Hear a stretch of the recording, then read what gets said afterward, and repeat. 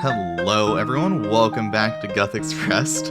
I am a guy named Sparry, and I am joined, as always, by my co-host. By Birdfacts, by me. Hello. And we have a special guest today. Hello, Sam. Hi, my name is Life, and also Sam. You choose. Yeah, better known as Life or Inquisitor, depending on if you watch him on YouTube. You know, we've had you on before, and this isn't going to be like another interview episode where we talk about your account and all that. I think I just kind of wanted to have you on and chat about the game and what's been going on, and do a sort of normal-ish episode, but with an extra person. Yeah, that's cool by me. Hell yeah. I think we can start off and ask, how's your week going, Life? It was a lot better before I woke up this morning and found out that I couldn't make the halberd when I was definitely expecting to, but, beyond that. Is there a fucking bullshit-ass requirement on it? Oh, yeah. I didn't read over the new boss, honestly. Yep. Skimmed the blog because I figured everything was identical, but I guess not. No, it's a little different than... Oh, yeah, you need 72 smithing and crafting. Wow, look at that. You'd assume so, but no. Damn it, that's toxic. So we hope you've been getting those production skills up. Damn. Yeah, that hit hard. Especially the mentioning of the Abyssal Bludgeon, too, when it doesn't have any skilling requirements. Toxic as fuck. Explain Araxor there, Sparry.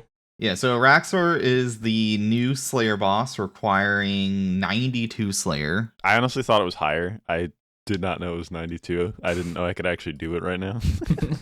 I was telling Sam I didn't think you were going to do it regardless, so... Well, I've been on a Slayer kick lately, so if I get an Araxor task, I'm going to do it. Well, you'll be presently surprised to know whether or not this is intended or not, but you can currently do it on Spider task, so... Oh, that's funny. Yeah. That's wild. Yeah, so if you go to Neve and Duradel, you can get a proper Araxor task, but if you go to any... Also, Mm-hmm. Side note, can't get a task from Neve or Duradel, guys. Come on. Why can't I get an Araxor task?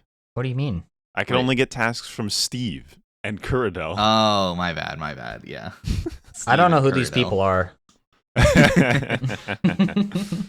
You'll never see those hogs. Yep.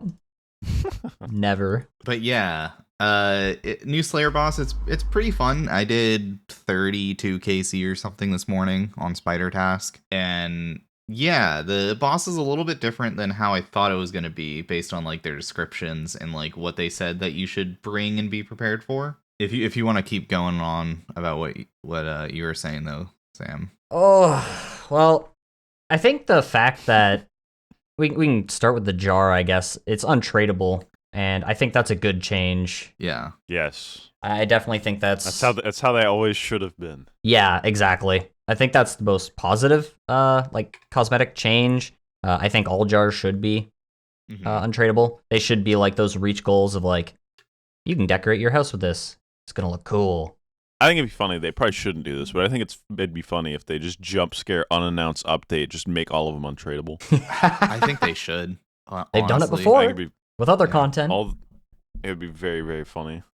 And then if people are if someone's like trying to merch them, they just get fucked with like fucking 100 jars in their bank and they can't do anything with them. I mean, just make them alchable to their current GE price for a limited time, and then I guess you could do that. Yeah, that'd be a solution. Then if you still have them, they get stuck as untradeable. Yeah, then you have the classics, a new Slayer helmet, a new pet, with a transmog. Oh yes, for speed time, I think. Oh, does it have a transmog? Yeah, the wiki says they don't know how you get it, but we're pretty sure it's like a minute 15 or a minute 12, somewhere around there for it. Some sort of speed time. I've been seeing does it just make him a different color? It makes it the little cute guy rather than the big ugly spider. Tiny one. It's so cute. It's so cute. Oh, so is the regular boss just like what it usually is, where it's like the shrunk down version of the regular model, and then the cosmetic thing is the one that it shows in the image here? Yeah, exactly. So you get Nib, which is the bigger, like spindly, spidery version, and then there's the cute Rex. I'm not gonna lie, I want the cute little one. It's so adorable, man. Not possible in this account, I don't think, but it's adorable. Yeah, I was struggling. My best time, I think, is a minute 36. I'm wearing some pretty scuffed gear for this boss right now, just because I don't have. Poor. It's true, I am poor. I don't have like very good melee gear, so I was using the what's the upgraded mace, the wilderness mace called? Ursine Chain mace. Yeah, I'm using that. Torag plate legs, fighter torso, barrows, gloves. I'm using a blood fury because I still got that with all the charges before the prices went up, and then like D boots. So we're chilling. I don't have a good spec weapon either, other than Warhammer. I think Warhammer's like super not necessary. I think you're better off with a spec weapon. Is Chally not good? I think it might be a little too tanky against Slash to be. Maybe, I don't know. Wait, so does Scythe suck then? No, use Scythe on another Crush. Certified Scythe suck boss. No, use it on Crush. It's best in slot. Then do you basically have to have Inquis, or does it have like negative Crush defense? It has 15 Crush defense, so okay, that's probably fine. Yeah. Holy, a use for Inquisitors beyond just Vasani? That's crazy. We love to see it. I know usually you basically never put the Scythe on Crush unless you're wearing Inquis. Yeah, so. Although, how does the set effect work with the mace? Do you need the full set, or can you get away without the Slayer helm? I think for like the specific mace buff, you have to be wearing the full set. Sick. you would imagine I would know this, but I don't. It doesn't concern me right now. I don't have a mace, so Can you? I'll learn it later. Get a Slayer mask on your account? Nah, Slayer helmet is inaccessible. Can't get to most harmless. Quest locked. Yeah, so double doesn't matter. Yep. Never ever. Yeah. All right.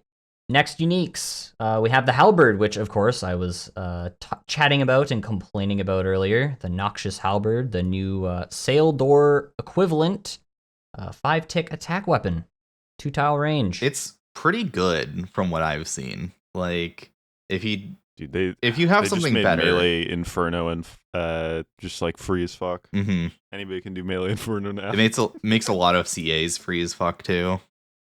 True. Jad challenges. Yeah, the Jad stuff. Chompington, which is already pretty free, but makes it extra free. Melee fight caves is already easy, but now it's like AFK easy. Yeah.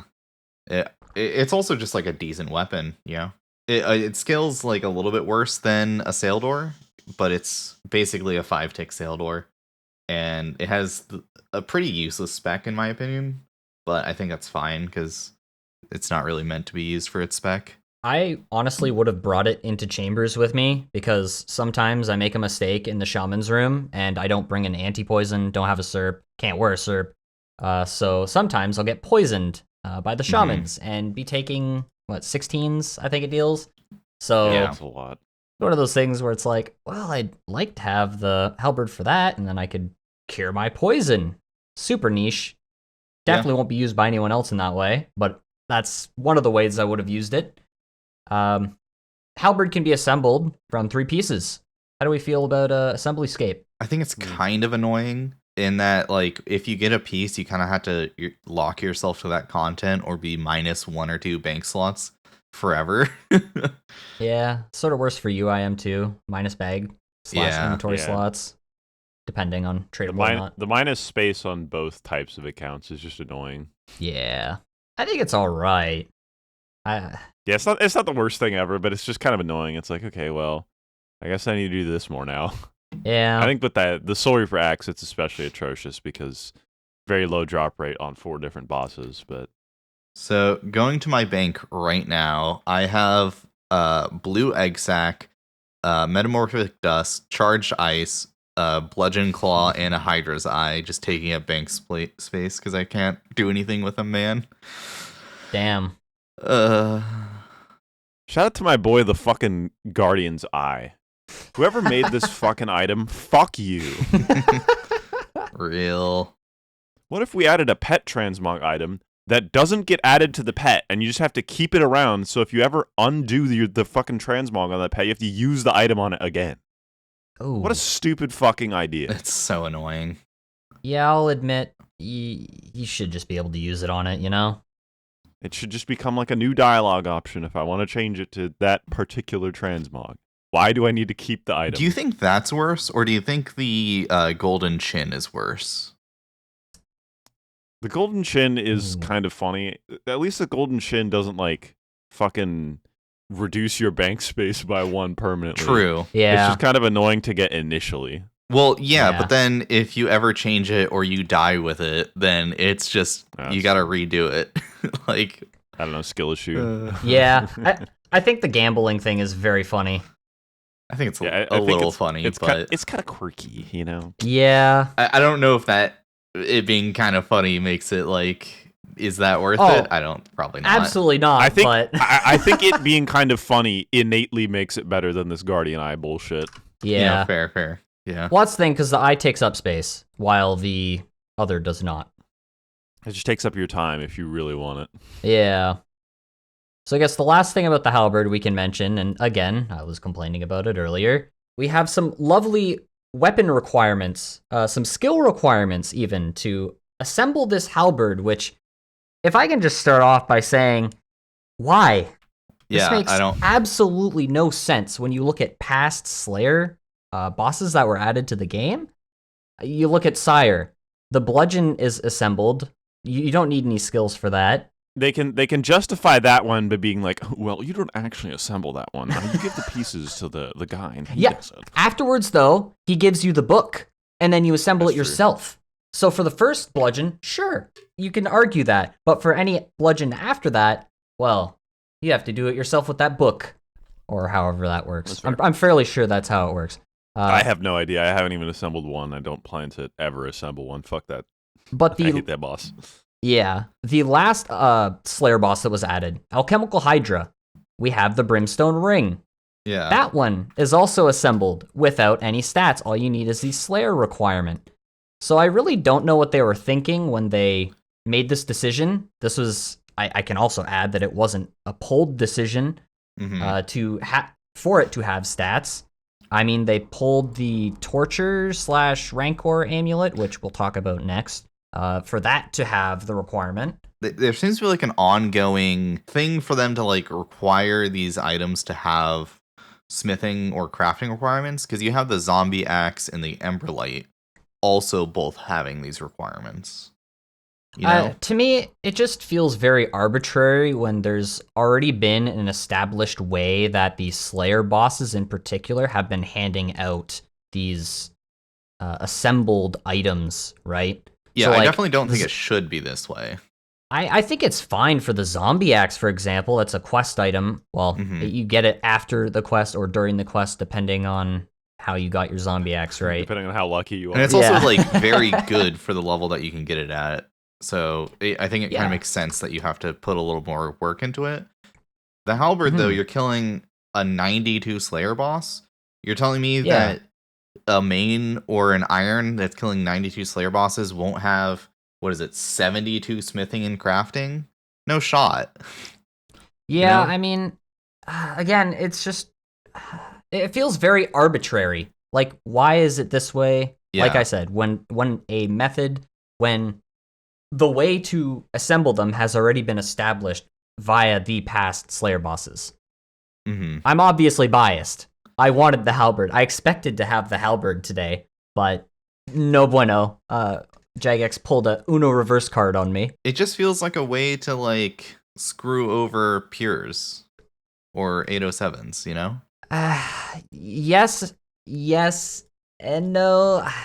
I don't know why you'd add this requirement. I don't think they're targeting me. I don't think it's intentional. I think they have this obsession with attempting to make the skills more valuable at all times. Yeah. With no exceptions.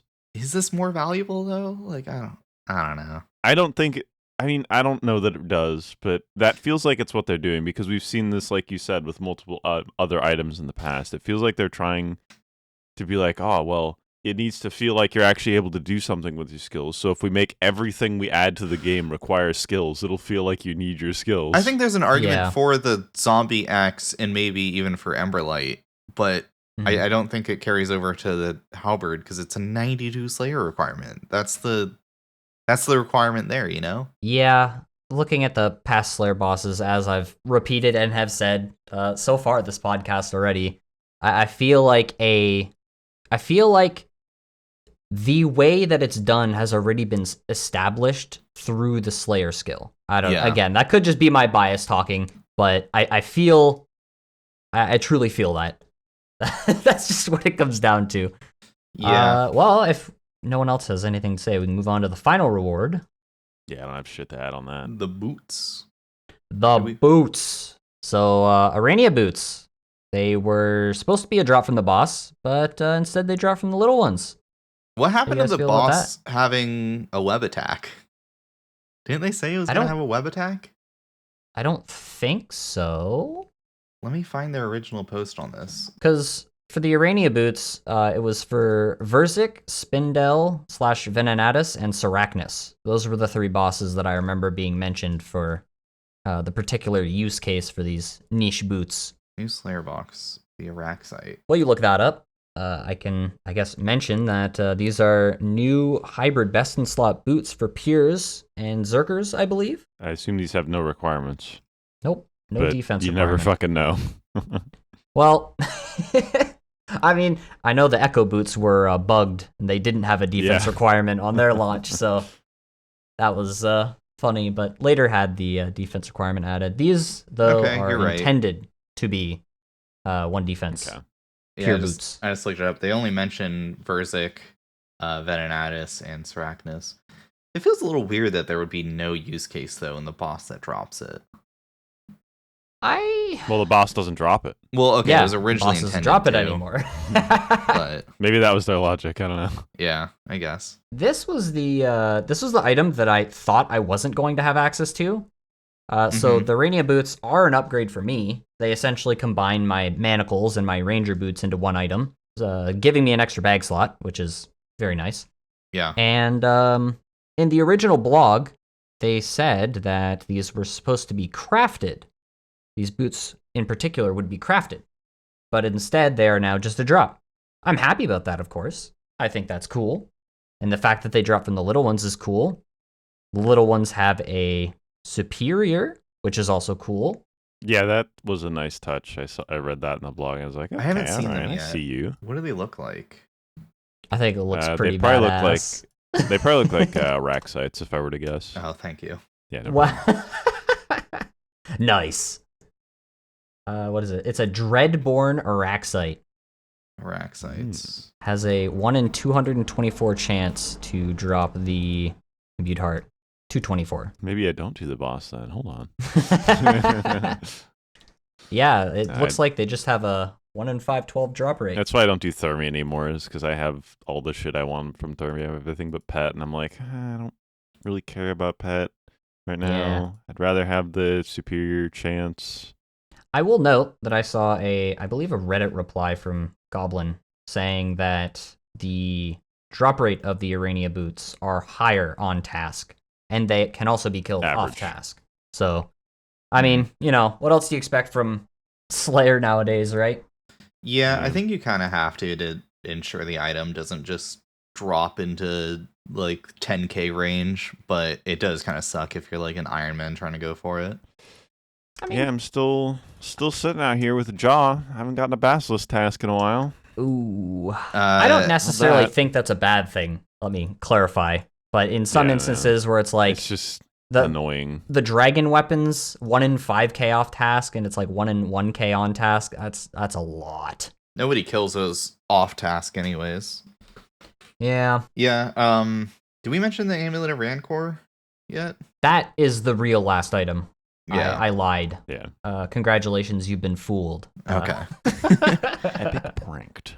Take our audience for fools? Anyways, the Amulet of Rancor, the new best in slot amulet for melee. How are we feeling about that? Upgrade your torture with an untradeable drop? Dude, I'm gonna be honest. I'm probably just gonna keep wearing the Blood Fury. I'm excited because now I have an even better excuse to never farm for blood shards. I don't want to do that ever. and now there's an even better melee amulet in the game. So I'm just gonna keep sending maximum DPS, baby. Okay. That's my opinion. This is a good change. It would be nice if it was like slightly better, but you can't make it too crazy, otherwise it's crazy.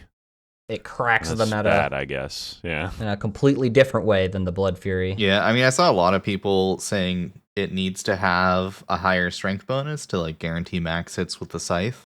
Like 1 additional melee strength? Are we talking? What are we talking? I think it's 2 more. It gives you I thought it was 40 4 something or whatever. Ooh. I think it was 4 more in total from maybe the torture. Either way, yeah, that was like what I was seeing a lot of from like No Monkey and other like high level PVM people. Some other people were saying that it should have like higher accuracies instead. They thought that'd be a more interesting way to take it. I don't know. Either way, I think it should have something a little bit more just to encourage people to not just camp Blood Fury everywhere. What if they thought of some sort of niche effect like the Urania boots? Do you think that would be an acceptable value add? It would have to be a niche effect that's neat. Okay, this is going to sound really stupid. It has to be a niche effect that's applicable everywhere, which makes it not niche, I guess. Yeah, because the Blood Fury is applicable everywhere. Yeah, it has to be some sort of passive that like you can bring to all 3 raids and it matters there. Keep in mind, I am not a PVM god or anything. Like I'm just a noob who's committing chatting, so like maybe I'm wrong. Yeah. Maybe the Amulet of Rancor is really, really cracked and I'm just too newbie to realize. I mean, it's not an amulet I'm going to be using ever. I can't get it on Inquisitor, and on the main account, well, whatever. I don't care. I was originally excited that I was like, oh man, now I get to skip out on getting 1 Zenite since I can't seem to fucking get them anyways. But then they were like, actually, just kidding. We got to keep the torture valuable, guys. And I'm like, I kind of knew this was going to happen, but... Yeah. So in a vacuum, it's kind of dumb that they made that change, because it's like, but the Zenites are still going to be useful because they're used for these other best in slot items. But if they keep going the way of like creating upgrades, then eventually Zenites would stop being useful. And in that sense, I'm glad they changed it. Yeah, no, I think it's probably the right move, but that doesn't stop me from being disappointed that I have 1,500 demonic gorilla kills with a single Zenite. Yeah, that's definitely unfortunate. I'm not necessarily a fan of it being an untradeable drop myself, but that's also bias talking because I can drop it to the main and sell it if I get one. So, on that front, I'm sure there's other reasons that people can come up with why it shouldn't be untradeable. I don't think you're the only one, though. I believe I've heard a couple other people being like, I feel like there's no reason for it to be untradeable, which I feel like I kind of agree with. I agree with that. It's probably another like, oh, we got to make the skills valuable type beat going on, but I don't know. It does seem a little odd because my problem now is I don't even have a torture myself to upgrade because I'm on the shadow rebuild. So I'd have to go buy a torture just to upgrade this thing. Ooh. Yeah. Torture's up. Oh, only slightly. Only by 5 mil. That's 5 mil I don't got. I maybe get 5 mil. Buddy, you just got a fucking ancestral bottom split? Yeah. Come on. Where'd that go? It went into Zenites for ranged and what else did I buy? Zenites. Interesting. Sounds like you could sell that Zenite, make a torture, sell the fucking the new thing, and then get all your money back. Get even more money.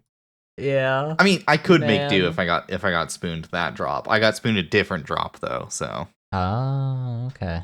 Yeah. Yeah. So my idea, before I forget, I was about to say it earlier. I think Torva does this in RS3, but maybe increasing the max health threshold by a number. What Torva does. It would have to be a very little amount. Like 10 HP or something? It even goes as far as, say, 5 maybe? Really? 1 HP. Now you can have 100 health. Now, obviously, I have no comparables. I have no frame of reference. I'm just choosing a number at random. Mhm. But if by having the amulet equipped, it would increase the maximum cap of your HP, by a number. Like I said, 5, so your health would go to like 104 over 99. What While if we the made it amulet's 6? equipped. So it's 105. The number doesn't really matter to me right now. It's just throwing out the idea. Yeah. Essentially, just I guess in some instances would assist with being one-shotted. I don't know. Yeah. It's just random idea I thought of. I don't know how many places you're really taking like exactly 99, where having like 6 more HP or 5 more HP would matter that much. I mean, the first thing I think of is having that much HP should hypothetically also allow you to overheal for more HP, which is kind of neat. Theoretically. Yeah, theoretically, yeah. Well, imagine for, I guess, Tob, right? Maybe it'd give you a few extra HP to not be killed by a boss Mm-hmm. in a particular situation. Yeah, I'm not saying it maybe would if be. maybe if you fuck up at Zarpus, you could tank it. I think the Yeah, problem maybe with that doing extra HP an gives it to you. HP-based bonus, though, is I can say, okay, sure, I'm going to have 6 more HP. Or Mhm. I could heal 6% of the damage that I'm dealing. See, yeah, No, here's we the problem. can't make another Blood Fury. That's just... Well, no. I'm saying, like, if we're comparing your Raincore suggestion to the Blood Fury is healing me 6%. That's better than just having 6% increased I think the HP. Blood Fury just needs to be deleted. It's a value gotta go. add. That's just the way that I look at it. Now, is that a good way to design games? Probably not. You'd probably want to find use cases for it so you can, Yeah. provide an explanation. Be like, here's place X, Y, and Z. You can use this amulet. But like you said, it needs to be a niche for everywhere because melee. This right? is a mechanic It's the other melee games do. What if it just had, like, armor pen? It gave you, like, percentage that you ignore. Well, actually, we have this with the Brimstone Ring, specifically for magic. What if we just That give is a true. Brimstone Ring passive, but for melee? I That'd be think interesting. it would have to be particular. It have to be a very small value because, as is, this is becoming the best in the slot amulet, right? Yeah, So Brimstone at Ring, this I think, rate- is like a 1 in 4 to ignore 25% of magic defense or something. No, 10%. I have the Brimstone Ring, and I don't even know that. I just Yeah. know that it has a chance to ignore the defense. Yeah, or it's a 1 in percentage of 4 to defense. ignore 10% of your opponent's magic defense. That's nice on old Mage Hand for me, but that is besides the point. But yeah, that's Amulet of Rancor, 90 hit points requirement, and of course the hefty crafting level requirement, Mm-hmm. which you guys might know. I do not care to know about that one. Don't know what it is off the top of my head. 86. That's, a bit higher. I don't think that's that crazy, though, for a boss that requires 92 Slayer. Yeah, but if you're an Iron, you also require the Torture, which is 98. I guess you can yes. boost crafting too, Yeah. so however much you can boost crafting by minus that from 98. Yeah, okay. So that's a nothing requirement, honestly. It's a 91 crafting requirement. I guess it's for mains if they happen at 80 Or, whatever for 92. mains. Yeah. Yeah. So those are the drops from the Araxer boss. I think overall that's plenty of rewards. Yeah, it's got some good value. Yeah, I think there's plenty of value. I think the Halberd will keep decent value for a while. The Rancor will definitely keep its value. The Venom sacks are already pretty cheap. I think they're like 5k each. I imagine they'll be absolutely nothing soon. So I told Sparry this before we started the podcast, but I want to reiterate it again just in case if anyone would test this themselves. I tested the Araxite Venom sac at Fasani's in attempts to cure the parasite, because by eating the Araxite Venom sac, you're supposed to cure venom. You'd imagine that venom is a more powerful poison, right? It's the tier above poison. And if Samphu serums that cure the parasite work, right? It's equivalent. The properties of a Samphu are equivalent to a super that anti-poison, should be I an think. interaction. You imagine that the sac of curing venom might a more potent, I guess, type of damage. You'd imagine it should probably cure the parasite too. It cures the parasite, though, because of the Relisum's balm, though. Isn't that why? Well, that is the option, the other one that you can use. And Relissim's Balm, when used outside of Fasani's, it cures disease. Yeah. So if you look at the Relissim's Balm, curing disease, you look at the Samfu, it cures poison. Well, And also still disease, I believe. Yeah, Does it? Sanfew is a super restore, super anti-poison, and Relissim's Balm. That's okay. what I thought is like the part that cures the parasite was the balm portion of So it. we're leaning more into disease here rather than poison. Yeah. That checks out. That's fine then. But yeah, that was my theory I tested. It would be nice though if it did cure that, just as like I thought it'd be sick. Yeah. Like, it was an idea. I swung. I missed. Flopped on my face. Oh, yeah, well, just give work. people like Unlucky. an option to bring an extra like stackable item to use at Fasani's if they wanted, but I guess they didn't want that. It is what it is. So I think I'm the only one here that actually killed the boss this morning. I had fun with it. I think it's a pretty good boss. The mechanics aren't too like crazy, but they're engaging enough. For I only did like 32 kills, but I was having a good time. And if I wasn't recording right now, I'd be doing the rest of my Araxor task. I got 250 on task extended, so that's pretty nice. Damn. But yeah, the mechanics are interesting. I don't know what the hell they're talking about with using vengeance there. Don't know when that would be useful. It's for the mirrorback spiders, the white spiders that spawn. Is the intent that you like hit the mirrorback with vengeance up to like venge Araxor or something? Yeah, so to my knowledge, I haven't done the boss. All I did was watch some live streams this morning, and I watched the YouTube video that Jagex posted.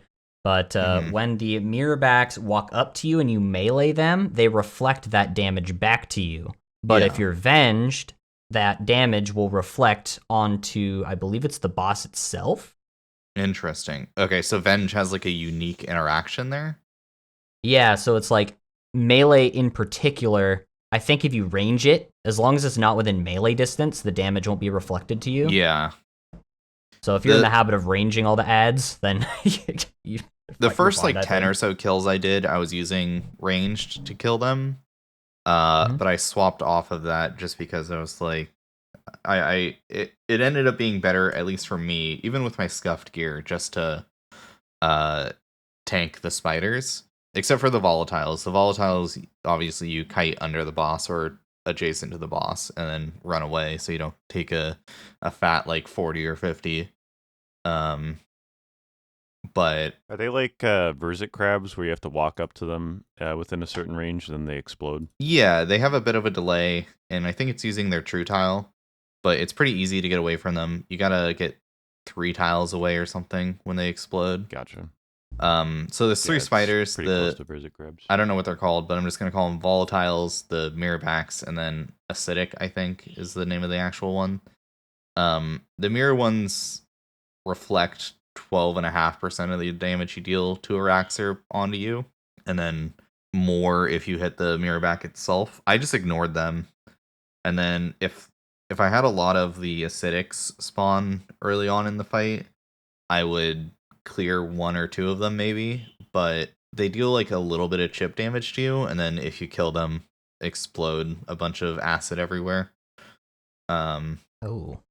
It's not that hard to deal with the acid they spawn. It's just like, I think it's like a 5x5 area that they can randomly put acid within. But yeah, I just, it's probably not worth it to kill the spiders for the most part.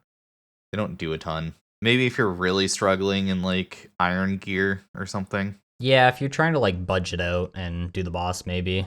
I mean, it's a level 92 Slayer boss at the end of the day, right? Keep in mind, like, I do have 99 defense and all that, and, you know, attack and strength, but even in, like, my pretty budget gear, I was still getting, like, about 2-minute kills. I could get up to 1:30 if I was really schmoovin'. Yeah, I don't know. Even though I can't use anything from the boss, maybe I'll give it a shot on Inquisitor. It really feels pointless when I don't have anything to necessarily gain from killing the boss. Even like Yeah. the normal drop table is just. I mean, you can nothing get the pet. Yeah, I can technically get the pet. That'd be funny. You gotta get the D plate legs, man. They're so good. I say it's funny because while editing the latest episode of Inquisitor, I remember I got a few pets in the episode. Sheesh. So I'm just like, man, pets in this account really don't mix. Yeah, you don't have a I'll place just- to store them, unfortunately. Yeah, they're just stored with permanent pet daycare in Ardoin. Nice little, what is it, 1.5 mil to get it back? I think it's I 1 think it's mil. just 1 mil. Is it just Yeah. one? Okay. Yeah. We were It used to talking be last 500 episode. It used to be 500K to insure them, and then it was 1 mil to reclaim them. But now there's okay. no insure step, so it's just 1 mil to reclaim them. Gotcha. Yeah, Not we're really worth it for talking me. Last episode, they should probably just remove the whole insurance mechanic. Just let you reclaim them for free. Man, yeah, I think that I don't even think you should have to reclaim them. I think your pet should just keep following you when you die. Yeah, Fucking maybe. changed my mind. Yeah. It is cosmetic, but also you can't take pets into the Fasani instance, for example. So that would yeah. raise issues if I can't die and lose it. It was also really frustrating in the last Trailblazer League. You couldn't use the Oh my God. crystal memories Yeah. when you had a pet out. It was Oh, really that annoying. was terrible. So it's like, what the fuck is the point of letting me fucking have my pet out all the time if I can't fucking use it when I teleport with the thing that I teleport with 90% of the time? Yeah, I got Jesus, man. I got 2 raids pets, and I just didn't use them because I couldn't teleport anywhere with them, dude. It was so Yeah. annoying. I don't know if that was like an intentional choice or if it was like engine restrictions or something. It has but to be engine restrictions. No shot that's intentional. But yeah. how is it? I don't know, man. I don't It's- understand how it's energy restrictions, because you can teleport with literally anything else in the game with your pet. My only guess is they're like, oh well, we got to make sure they can't go to places where you normally can't have a pet with the crystal memories. Who cares? Holy shit, who cares? I'm sure Yeah, there's some like engine I jank, think like it's if you bring a silly. pet into a certain instance, like the game uses a timer that pets also use, so like the boss just insta dies because there's too many entities or something. I don't know. Like, Well, but- I I think don't know. on the launch of Nightmare, I'm pretty sure you could bring pets into the instance.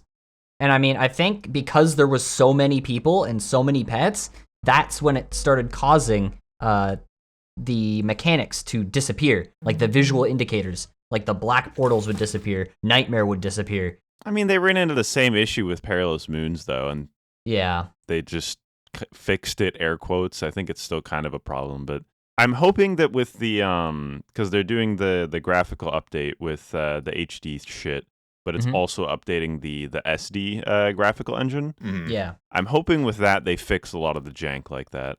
Oh, That's kind of like my- yeah. That's my one thing that I'm really hoping out of that standard definition rework, is that they really rework the graphical engine to stop like items on the ground doing weird clipping shit. You know, the shit in like Gauntlet where if you open up specific rooms, they'll like clip over each other at certain camera angles. I'm I really think- hoping a lot of the graphical issues like that can get resolved with the rework. Yeah, even Yeah, a that would be Raxor clips, when it dies, if it dies on certain tiles, like half the body just disappears at certain angles. It's a little silly. Oh my god. Yeah. I mean, it's a giant boss, right? Yeah. Yeah. I don't know. I think it'd be nice if I could bring frickin' pets into Fasani. Yeah, I think that overall, they're just a silly little cosmetic. If people want to bring their pets wherever the fuck they want, they should be able to, in my opinion, and they should be no consequences. What's the point if I literally never use them? Because half the time I never use them because it's like, oh, well, if I bring it out while I'm doing a safe activity, there's a chance I forget about it when I just go switch to a dangerous activity. So I just won't. Yeah, I'm sorry. I'm not, even on the main account, I'm not gonna make a gear setup and have, like, my pet as part of the withdrawal process. Yeah, That's it's like I'm not doing that. But if I have it following me all the time, I don't got to think about it. Yeah, no biggie. No issue there. And I just look at it sometimes and I'm like, wow, That's cool. I like him. Only if. Wow. Anyways, what else do we want to talk about? September 7th, Summer Summit. Oh, that's yeah, true. Summer Summit's coming up. I'm actually pretty excited for that. Yeah. Yeah, me too. It'll probably be a little bit after the summit happens before we actually get around to talking about it, because we're doing another recording next week, and then we're going back into the bi-weekly scheduling. So I think we won't talk about that until the 18th. So it's going to be a bit after the summit. But I think giving us a little bit of time to marinate on what they talk about during the summit. Although maybe what I'll end up doing is maybe I'll try to get that Saturday off or something and do like a live stream and like live cast during it. We'll That'd see be if fancy. that's possible. Yeah, I'm really excited for the summit. Although my predictions is that we're gonna get a lot of like things we kind of already knew were coming. You know, Varlamore Part 2 sailing is gonna get re-announced for some beta or something. There's probably going to be some skilling rework of some kind. My bet is going to be on Hunter, but I've seen other people suggest other skills. They're probably going to mention the agility stuff again. The run energy. Yeah, the run energy stuff. Yeah, Honestly, I don't think there's going to be that much new stuff announced in the summit. I think we'll see Varlamore Part 3 as well, because I think Varlamore Part 3 is like the final part of the expansion that they want to do. I believe. Varlamore Part 2 is supposed to release this summer. Yeah, and we're already this summer's like, ending. Yeah, we're like at the end of that. Yeah. Maybe, you know what? Maybe, okay, September 7th summit. What if they announce like a September 20th or 18th, we'll say? What if 18th is like a Varlamore Part 2? That would be hype. Admittedly, that would be hype. If they were like, yeah, Varlamore Part 2 is still on its way. I mean, and in fact, it's basically here. They could pull a Scurious and be like, it's in the game now. Ooh, that would be good. That'd be pretty hype. Like, I think that would be probably the best way for them to like add a lot of hype to the summit without actually announcing anything new.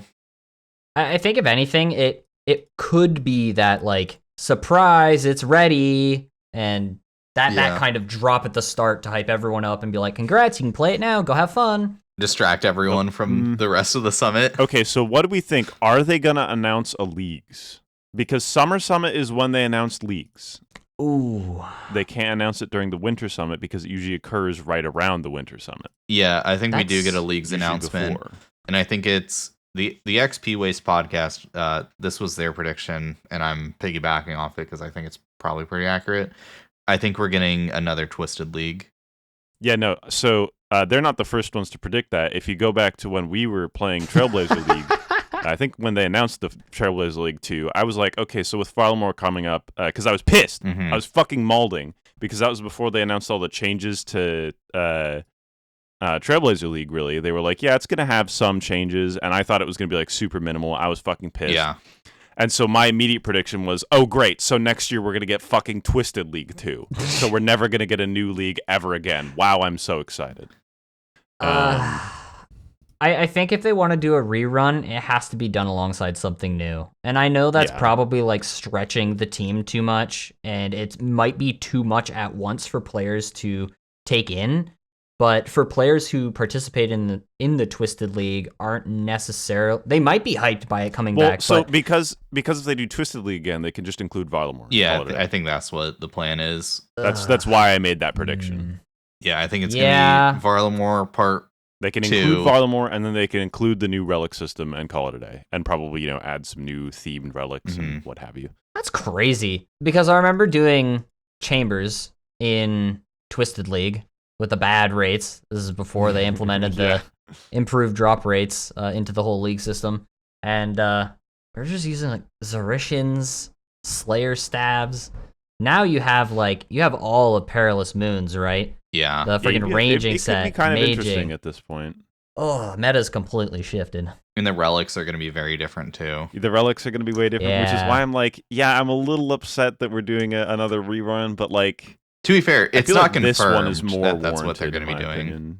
Yeah, but it was my immediate guess after we got Trailblazer 2. I was like, okay, well, they literally just announced Varlamore here, so we're getting Twisted League 2. Got it. Understood. Yeah. I wouldn't be surprised. I'd be a little if I mean, if they don't. I will be significantly more surprised if we get a different league. Yeah. I will also not be surprised if we get no league. I think people would probably be a little mad if we got 2 back-to-back rerun leagues, but I think that's probably what they're gonna do, honestly. There's It's no just way. easier. Nah, there's no way they do that. People would just be so angry at that, having 2 back-to-back reruns. There's no way that happens. I don't know. I guess Yeah, we'll no. have to see on September 7th at 8 p.m. BST. Really? PM? Whoa. It's usually AM. Yeah, 8 p.m. BST, 3 p.m. ET, 12 p.m. That's a Oh, nice I show. thought you said PST. No, BST. No, BST. I was like, Jesus Christ. no, Noon okay. Pacific. Yeah. That's usually when they happen. Okay. Yeah. And then in other changes, nothing that really matters, honestly. Yeah, the other changes section was not a banger this time. I was very disappointed. Yeah, Fang has had the 4th change in its icon in the last month. So, An outline pixel. wow, it was missing Incredible. Green 1 pixel. pixel from the tip. It looked a little silly. I mean, I didn't have to look at it, so I guess Yeah, that's I was why I'm saying, laughing L at the plus I problem. L plus I didn't see it. I saw it. Yeah. It was really annoying. Sucks to suck, I guess. If- Maybe just Yeah. use a better weapon. Yeah, True. skill issue, bro. I do want to say, though, before we kind of move on from Araxor and everything, I did end up getting a collection log drop, not just the free ones that you get from Araxor. Ooh. You know, I got the Venom Sack and the Cave Teleports, of course, but I also Yo, got the Jesus, Jar of huge. Venom, which is... Oh, okay. untradeable. Let's is sick, go. yeah. I replaced Congrats. my Sarachnis display with the Araxor one, so... One Spider spider with a for another. Yeah. I still want them to add a jar of crystals to Gauntlet. I don't think they'll Bias, ever 'cause I add like anything Gauntlet. to, old content like that again. I think people would complain too much about having to re-get the back. collection log, basically. That's why I think it would be funny, but I'm sadistic, so I think they should do it. I just don't Understandable. think they would. it's the same reason that I think they should retroactively make all jars untradeable. Just because I think it'd be funny and piss people off. I get that. Should they do it? Yeah, probably not. Probably. We never talked about this. Bird, how's your week? Yeah. Shit. It was pretty good. Most recently, I think in the past couple days here, I have actually started doing Tob, more. Oh, shit. I didn't know about this. Nice. We love Tob. I have a whole 16 KC now. Sheesh. Ooh. You can So, start still learning gatekeeping some now. stuff. Most of them, a decent portion of them, I'd say around, I think over half of them, I've actually gone deathless, which I'm pretty proud of. That's good. But there's still a lot of mechanics that'll just fucking delete me. I always forget to heal up for a ball at P3 Verzik. That one's deleted me 2 times. Fun. Which is just unlucky because I just keep getting ball and keep forgetting to heal for it. I think I got deleted by Sodaseg once because he hit me with the fucking melee you into fucking some horseshit combo. That was annoying. Good times. Need to get better at switching my prayers during P3 Verzik. But it's been pretty fun. There's lots to improve on. A lot of stuff to learn. At some point, I want to learn freezing during Maiden, obviously, because knowing how to do stuff is always good. Increases your chances of getting onto a team if you know how to Mage do roll. things. We love Yeah. to hear. I Are like we learning new raiding stuff, together so. in the future? Whoa. Possibly. You got a freeze for me? Let's go. I have the Kodai, I gotta use that thing somewhere. Gotta flex it. Hell yeah. But yeah, no, it's been fun. Haven't seen anything yet, unfortunately. But Sad. that's about what I've come to expect from raids. I just never see anyone get anything most of the time. Par for the course. I've been doing some Kriara. That has been awful. But I really want to get specifically the Armadillo Helm. Obviously, full armor someday. But I want the Armadillo Helm just to do clues with. Being able to do clues is nice. Master clue step. I didn't get the helmet, but I did get a drop. I got the Armadillo chain skirt. That was pretty cool. Nice. I used that basically fucking nowhere. Yeah, I was going to say I that's have Bofa. unfortunately not super useful until Ooh. you get some drops from TOA, but I think even if I had Missouri right now, I'd use it basically fucking nowhere. Fair. 'Cause Even I don't with- have a T-bow. What about with blowpipe? Maybe, but I don't use blowpipe in a ton of places right now either. Well, that's I'm gonna because you keep it don't. real That's with because you. you don't got Missouri. I suppose that's true. I don't think there's anything else crazy I did. Oh, something kind of interesting that I've been told is like kind of crazy actually. I got the Poppet combat task. I still haven't read what that combat task actually is, but I was told that combat task is actually like hard to get, and I got it on my 9th top kill. Damn. Oh, I nice. think that has to do with the Nilos and Yeah, I think Berserk. it's like not take any damage from the Nilos popping or some shit. I don't know. Don't freeze them and don't take any damage. No one in the raid can have that happen to them. Yeah, that's that good. happened. That's nice to get casually. Yeah, that just kind of happened. I think all of 1 crabs got aggroed to me, and I will be honest, that's another thing I need to get better at, just identifying the range at which I need to get close to them and then run away. Yeah, of the 24 combat tasks for Tob, it's smack dab in the middle of percentage completion, so, not Wow. crazy hard, but not super easy. I don't have it, that's for sure. Wait, I'm I looking think here. I might. I don't know. I'm Oh, killing yeah, Kraken apparently right I- now, so can't Apparently, check. I also have Perfect Olm Trio now. easy. That's just sitting in there. I don't remember getting that, but that's cool. And then I think I talked about I got the Corrupted Gauntlet speedrun task. That was already talked about. Yeah, that was last week. Pretty happy about that still. And then let's see if there's any other collection logs. But I think that's pretty much it. Oh yeah, I've been doing a bunch of forestry. I'm sorry. So I don't know if you guys are aware of this. There's a strange new forestry method that exists. I'm just gonna talk about it here because I don't care if it's like not intentional, bugged, and like, oh no, it's gonna get patched. Don't care. L plus ratio. Is this an MC special? No, this is something that Planker and Crew showed me. Okay. His friend Suffix has been doing a lot of this. Oh, shout out to Isaac. Yeah, basically, what you do is you go onto a world and you click on. We've been doing it at Magic Trees. Hypothetically, you could do it at any forestryable tree, but we do Magic Trees because I think they have like the highest chance of spawning an event or some shit. I don't fucking know. But basically, you go to a world, you click on the tree and wait for your character to do the chop animation literally 1 time, and then hop worlds. Because then the timer has started on that tree. So the next time a log is cut from that tree, it will fall down after 3 minutes. Mm-hmm. So you do this on like a million fucking worlds, like every world.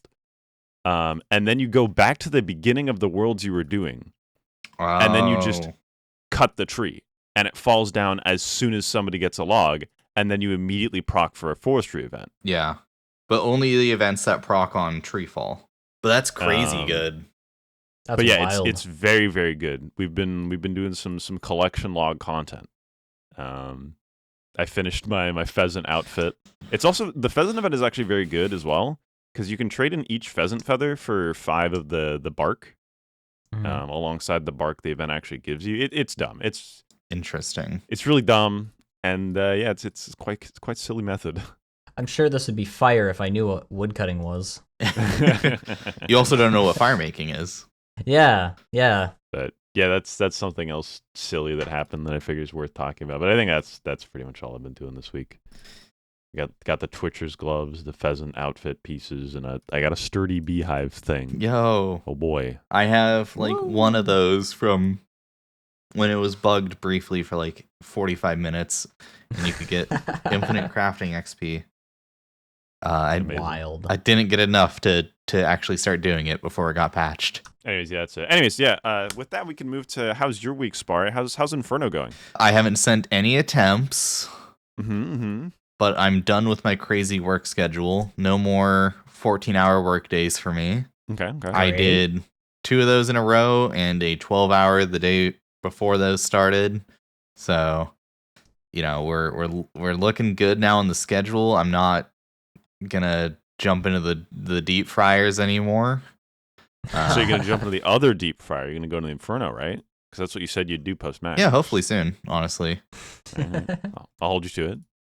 My gear for ranging is a lot less scuffed now that I actually have I Senites. will also accept going into Coliseum. Maybe not That's a fun one. Coliseum, though, because I don't have the gear for melee. That's fair, yeah. Your melee gear is not as good as it used to be. Yeah, it's very scuffed looking. Probably worth getting a couple extra upgrades. As long as the range gear is okay, though, then you can probably sell. Yeah, my range gear is fine now. I think I have everything I need. The main issue is like upkeeping supplies might be a bit of a problem. That's true. So okay, just send some raids here and there, get a couple splits, it'll be fine. Yeah. I've been doing a lot of raiding. Over in the TNL Discord, Michael has been on a Chambers binge. He sent and I wasn't invited? 4 Hello? yesterday. Well, you were out, so Oh, specifically yesterday? yeah. Okay, yeah. I was hiking for fucking like 8 hours, so. I mean, we did a good amount Oh my on Monday too, but you were also I was also gone Yeah. in that evening specifically. yeah. So it's really just been the last couple of days I've been joining in on a lot of Gotcha. chambers. So you weren't around for any of it, but yeah, it's been fun. Michael ended up getting a drop. His first purple was a twisted buckler, so that's cool. Spoilers for the Twisted XP Waste bee. folks in here. Yeah, not the greatest drop, but like he's using a crossbow on Ulm, so like Yeah, no, it's Oh. kind of funny to get that drop on a somewhat earlyish iron. Yeah. Because I mean you can use it actually. yeah, he's actually able to use it. Like he's using a rune crossbow still, so like it's a usable drop. It's like not the worst thing he could have gotten. Like if he got Dins, that would have been worse. I think anything else Dins though is would have funny, been probably been better. I wouldn't be mad about getting a Din's Bulwark. That shit's funny. Kodai might have been kind of bad. Yeah, Kodai sucks, can confirm. Yeah, because you don't really use it in the raid. You don't really use it in a lot of places. We'll use it. He's doing Slayer still, so like I'm also doing Slayer. I've been using it a lot. yeah, actually. it's good for that. But like Ancestral would have been really good for him. D-Claws is a good spec weapon. Elder Maul would have been huge. I don't think. I hear the Dexterous Prayer Scroll is a pretty good drop. Yeah, he doesn't have any of those either. He definitely wants. I the wouldn't know dex. myself, but Oh, I know all too well about the joys of the dexterous prayer scroll. Unfortunate. Not that I can actually use the rigor prayer, but I know about the scroll. Oof. Maybe you can give some to our boy Bird over here. I remember fucking Isaac was. We were doing a raid with Isaac. He doesn't raid super often, but Mhm. he was like, "Bird, you have a dex now, right?" And I was like, "No, I still don't." Because my KC had like probably doubled since the last time we had raided together. So he just assumed I had a dex, and I was like, "Nope, Nope, not yet. Classic. I think I have 4 more arcanes since the last time we talked. Ooh. Yeah. We're Yep. up to a solid 6 arcanes, no dex. Ugh. We just Good. keep losing the coin flip. Yeah, I think I had like 4 or 5 dexes before I pulled an arcane, but it still doesn't matter because I can't use Yeah. either prayer. Can't use either. God, It's like, oh boy, Gross. Defense guess I'll drop lock. this. Yay. Oh, I unlocked both the prayers, but all the dupes Oh, are okay, dropping, yeah, yeah. obviously. Just for funsies, you know? You know, in case they ever decide to reduce the defense requirement for no reason, or it gets bugged or something, you know. Yeah, the prayers just appear for me one day. Oh, thanks. Appreciate it, Jagex. Great. Yeah. Honestly, little buff. I assumed you wouldn't be able to read it without the requirements, so it's kind of funny that you can. No, you absolutely can. I have sunk 1 dex out of the game and 1 arcane out of the game. Let's go. Yeah, you can just because I believe the same is true of the preserve scroll. You don't need the prayer level to read it. You can unlock preserve. Yep. Oh, I got that. I think I got that first. It was good. I use preserve a lot. Great Preserve is prayer nice. even. You know, I was talking about work earlier. My boss stopped me and like the 2 other people that have been putting in insane hours the last few weeks. And as a token of his gratitude, he was like, "Here's a $25 Amazon gift card Here's a for all of chocolate you." bar. And I was just like, I appreciate the gesture, but like, I don't want a $25 gift card. I want a fucking raise, man. It's okay. When I did a lot of a little bit of overtime at my last job, the CEO showed up like a couple days later, and he was like, "Here, you can have a chocolate bar." No way. No way. No, that was real. That was what happened. Oh my god. I was That's like, oh. great. Wow. He was a real piece of shit. I'm gonna be honest. That sounds Yeah, like that- it. He wasn't like a mean guy, right? Like he was a nice guy, but he was like average CEO behavior. You know? Yeah. Mm-hmm. Very out of touch. Yeah. Ugh. I was telling Forsath about that $25 gift card, and he goes, "Man, that's real pizza party vibes."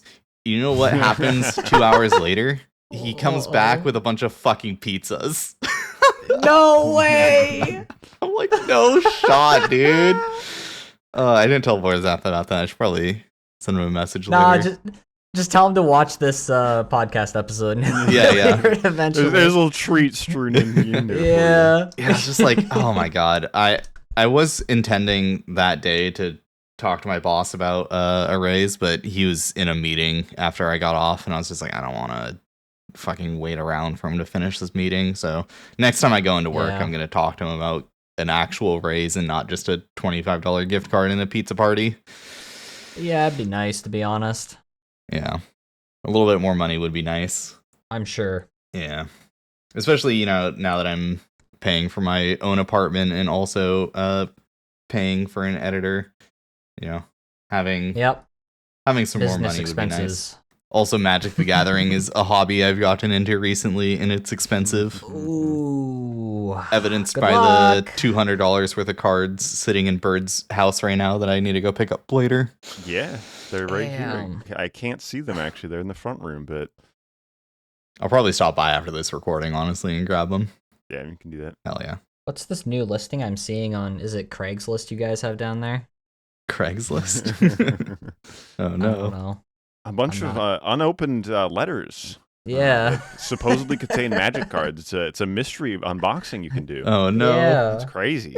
I think the most expensive GG. card in that order is the French delay. How much did you pay for that? Are you willing to disclose? Yeah, it was. How much was it actually? Wait, let me check my TCG player. Because I will say that card, Mm-hmm. it showed up at my front door in a box. And I didn't know that any of your cards were going to be showing up in boxes. So it was a box addressed to me. Yeah. So I was like, Okay. oh, is this Interesting. something I forgore that I ordered? So So I open up, I kind of shake it around a little bit because I'm like, No. Jesus Christ, this Oh. box has like fucking nothing in it. It is so God. like it feels like an empty box. And so I open up the box and the box has like an envelope in it. It like the big like fucking plastic envelopes you get Mhm. from like Amazon or something. Yeah. with the bubble wrap inside. And then with the bubble wrap inside. So shaking it literally did nothing. It was fine. Because also when I shook it, you couldn't hear anything because the envelope was like wedged in there a little bit. So it was very very secure in there. I will give them props for that. But yeah, then I open up the envelope, and it's just one of those. It's also then in a cardboard card holder, Mhm. and then a top loader, and then a card sleeve. So it was very well protected. All It right. was So very for good. reference, an English copy of Delay is $2.37. How much do you think I paid for a French copy? $39, Higher, $67, lower, $49, a little bit higher, $51, a little bit higher, $53, a little bit higher. $55. Yes, $54.99. Okay. Oh, yo, so you're telling me this posting for $30 is a steal? It's a steal, bro. You should pick it up. Probably. So crap. I paid a little bit of a premium to be able to get it on TCG Player specifically versus like via eBay or something. But with TCG Player, I don't have to deal with buying it via eBay or something. And also, it was a near mint version. Oh, So that's good. yeah. Yeah, it does. It looks like it has no flaws. I did see it because I opened it up and I was like, "There's a card in here. What the fuck card is this?" And I was like, I can't read this. What is "Well, I could read. the first word, Yeah. What's the first Yeah. word? name of the card. What is French delay? So French delayed is called retard. Ah, I see. As a musician, I am very familiar with seeing that word printed on paper. Yeah, it means to slow down. Yeah. That is the only meaning for it, I'm sure. Mm-hmm. Yep. That's it.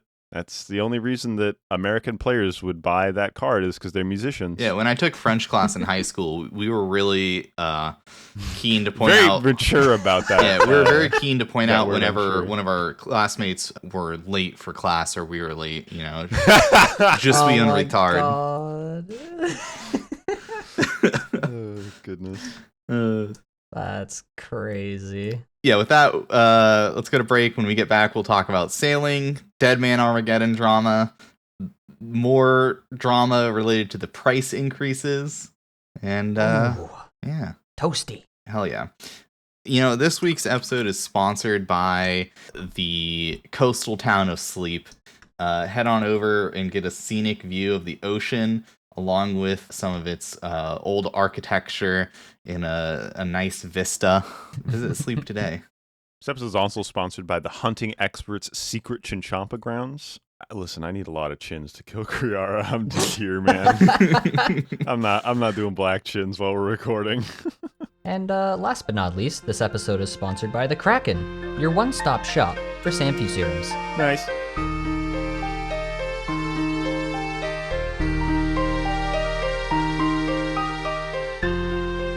Welcome back, everyone. Hope you enjoyed the break. Let's start with a pretty controversial topic here. I think it's all controversial topics from here on out, actually. Yeah, Jagex hasn't been doing that great with not stirring up controversy. Yeah, so the sailing blog came out, Behind the Scenes of Sailing Volume 1, and it's everything they've been working on recently for sailing. This was controversial? Well, you see, people on Twitter just want any reason to say that sailing is a mistake. So, No. Yeah. That doesn't qualify as being controversial to me, because that happens with literally anything that happens ever. Yeah, I feel like Twitter's take on sailing is generally negative, regardless of what updates they put out or whatever they try to do. It doesn't matter. It doesn't matter what you do in whatever, anything, ever. Twitter's just generally going to be negative. yeah, that's why I kind of cringe when people are like, oh, Reddit is so bad, but like, don't talk about how cringe Twitter can be as well, just in different ways. I think if you're getting all of your opinions on the game from just those two sources, you're going to be probably pretty... You're going to hate the game. Yeah. Yeah. You're just going to think everything sucks. Yeah. And you're not going to do any of it. And that's true of like most games as well. It's not just old school. Yeah. That's true of a lot of like big games. There's just people just hate. And some of it's warranted, some of it's not. Yeah, I'm just past all of it. Like, Yeah. I'm just gonna take it as it comes. If it's a genuinely bad thing, in my opinion, that's when I'll voice my concerns. But like, as long as it doesn't look abhorrent, I'm just gonna be like, all right, let's see how good you guys can get with this. Put a little bit of faith in the team. Yeah. Good luck, have fun. As Modellena put it too, like there's a reason most devs don't show like the super in beta stuff like this, is because it looks terrible compared to like the final product. It's like when I think there was like the GTA leaks that looked like shit, and people were like, "Damn, I guess GTA 6 is gonna suck." And it's like, no, that's how all games look like stupid? when they're. Ooh, that stuff rattles my gears, it blows my mind. Yeah, I just don't get it, dude. This is not indicative of a final product. Please, don't take it as such. So how do we feel about this blog? Just kind of general vibes. From a game design perspective, I am a big fan. yeah, I really like the Unity demos. Yes, Unity that's demos what I they was showed gonna off. mention. Yeah, really good way to visualize what it's gonna look like, what it's gonna feel like to actually use the skill. And I'm pretty satisfied, at least from seeing what it's gonna look like. That looks like a pretty good way of controlling this shit. I like how they're using a different game engine for rapid prototyping. Yes, that's also a good idea, especially when your main game engine is the jankiest fucking game engine of all time. I assume you're talking about like the two videos they posted. Did you like the movement 1 and 2 more, or movement 3 and 4? 1 and 2 being the arrow that you point in a direction, and then the 3 and 4 is where you select a tile. They both seem good, right? The selecting a tile feels a little bit more RuneScape, just because that's how you normally move. Yeah. But I imagine the arrow movement is probably more intuitive overall, but I wouldn't be for certain without like specifically trying it myself. I think the RuneScape movement is probably more intuitive. Yeah, I don't think they'd necessarily have a choice from a game design perspective when it comes to arrow keys. They have to stay as close to the fundamental gameplay movement that the players know. Otherwise, it won't be intuitive. Like they've had their game over 20 years, something like that, right? Many years. Players have been click to move here with the smart pathing and normal pathing, player pathing. If you fundamentally change that, that will be confusing no matter how simple the other method may be. That's just the way that I see it. I agree. Also, just suddenly being required to use arrow keys or WAS would be really jarring. It would be, I think. for sure. It's like when you get in a car in like any keyboard game, and driving a car on keyboard generally sucks. I think arrow keys could be like a good feeling way to control it, but I think it would not fit with RuneScape. You know? Yeah, I'm with you on that. I'm for the interface thing, I don't know if they're gonna have that in the final. Again, it's all like this is all pre-alpha stuff, right? It's like developmental stuff, so we can't necessarily give a final opinion. We can give suggestions on it, I guess, but like I feel like having an interface to interact with it bumps that level up of complexity when it comes to just the core movement. Yeah, I think there's a little checkbox, enable sail click box. I think what's more likely is that it's probably just going to be like you either left click or right click your sails to like interact with them in some way rather than it being an interface that like takes up your inventory or something. I mean, it's possible that it's an inventory thing, but I'm not entirely sure. I don't know. I hope it isn't, especially when it comes to just your simple movement in old school. Like that needs to remain simple. Click to move, you're going to go there. Now, I think the difficulty could come in when you're looking at the boats in particular and how they have arc movement. Like, I think that's where the difficulty should be. I think that's going to be frustrating for some people. Yeah, it definitely will be. I think that's what's going to kind of set it apart, though, you know? But yeah, I think that is the difficulty that should be the movement of sailing. Like, once you get used to it, if you can get past that frustrating, oh no, I didn't want the boat to arc here, and now I'm colliding with the land. Once you get past that and you learn how to navigate the boat, I do think that at that bottom level will work. I do also love, speaking of colliding, that they show the video of him fucking colliding with the wall and the fucking entire server just crashes. That is pretty funny, yeah. They explain why in the blog. I honestly just kind of skimmed this blog when I first looked at it, but I skimmed it because I was somewhere, but I've been intending to like full read it. I believe I read through it, but not a lot of it stuck. I'll just be honest, fair. Like not while I think mechanically and the scope of sailing is huge, and mechanically I think it's cool, like sailing the ocean. It's not something I'm going to be doing on Inquisitor. It's something I'm going to be doing on the main, and it's like I'll just do it on the main when it arrives in 2026. We'll judge it then, you know. Winter 2017, baby. Yeah. I think part of players' frustrations is how long it's taking as well, but I understand why it's taking so long because, like I said, the scope of sailing is so huge that it is going to take years to develop. They need those core systems as well as the skill progression, as well as the content, as well as, you know, the achievements that you can achieve on the ocean, so on and so forth, right? Yeah, and like they basically like anything that's a coastal area, they have to like I'm assuming they have to rework those areas to make it so your boat's not just clipping through a bunch of like terrain, and like they have to make sure it works properly, and all of like the actual ocean areas need to get reworked because I know they were talking about like they want to replace the blue carpet that is the ocean currently with something that looks a little bit better. So like there's a lot they had to do for sailing just in terms of like updating graphics and all the technical stuff, and making sure it's fun. God, and you already know, once players get on the ocean, they will intentionally be driving their ships into the land to see what happens. Yep. You just know that's going to be Absolutely. happening. So they got to have something which really hammers home how you get out of a situation like that. And they got to have that feel good, you know? Like, you mess up, you got to have a smooth recovery. Yeah, I do think it is kind of cool in this blog, though, that we got like a lot of the bodies of water named, which is kind of cool. I imagine cool. we'll get more of that as they work on different areas of the game. I imagine they're just kind of starting with the Port Sarim area, because that's probably where we're going to have like the skill tutor or like the achievement cape for it. So it's got to be the starting zone.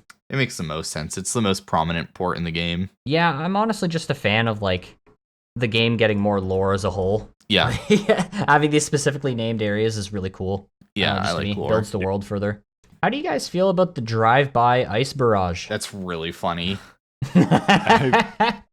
I've heard a couple people that are like, "Wow, this shit looks terrible," and I'm gonna be honest, I don't really get how it looks terrible. It looks like somebody got hit by an ice barrage on a boat. Like, what? I don't know. Maybe they see the blue krakens in the background. And they're like, "Oh, it's so bad." But or the sunken ship the other ship is sailing into or sailing towards. Yeah. Once again, this is all technical alpha stuff. Yeah. So like, you can't expect it to be perfect. The fact that you can attack an individual on another ship is just cool to me. I'm like, yeah, that's a cool feature to have. But also, like, even just looking at the ships, like the ship that the player is standing on is like waving in the or rocking in the waves, and like the sail is like flapping around, and like it looks good. I'm gonna be honest, I think it looks good for the stage they're at. There's a lot of that like weird.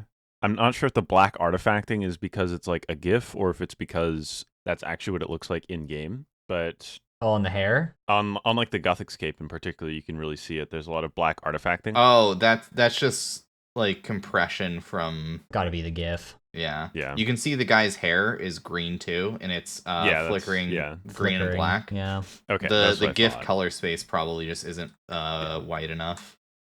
That's kind of what I was figuring, but a side tangent. I have to wonder if they are considering the like if they are doing a lot of work with the graphical rework. I have to wonder if they're kind of keeping that in mind as they develop sailing.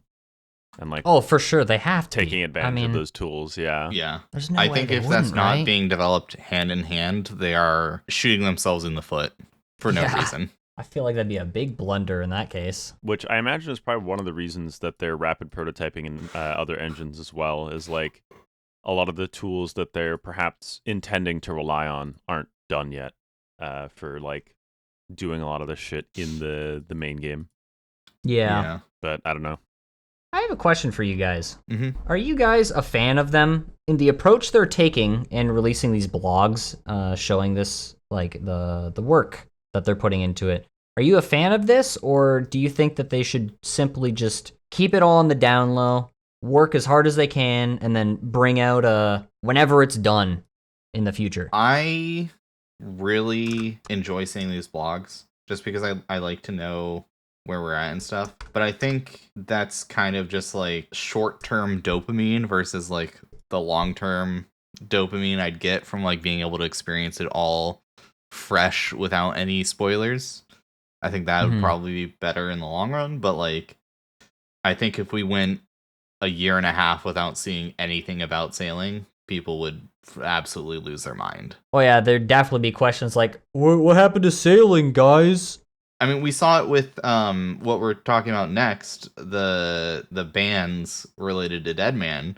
We went 2 weeks without hearing something, and people were, rioting on the subreddit saying that Jagex has already forgotten about what they were gonna do and what they had said. It's like things take time, and and usually more time than you think. People have the attention span of a goldfish. It was 4 days after that initial blog that I started seeing people complaining that Jagex hadn't done anything yet. 4 days. You have to remember, a week is like ancient history in terms of the internet. Yeah. I don't frequent Reddit, so I didn't see this discourse. I didn't either. But I'm generally positive when it comes to like knowing that they're going to be working on it in the background, and then they'll come out with a blog when they're ready. I like seeing the technical stuff personally. Just because I lean more towards the game developer side. I do a lot of computer sciencey type stuff, so I find it interesting to see like, oh, they're prototyping in Unity, they're running into these issues. This is why those issues are happening. That's interesting to like specifically me because I'm into that shit. But I can understand why other people would just be like, wow, this looks like shit. This is terrible.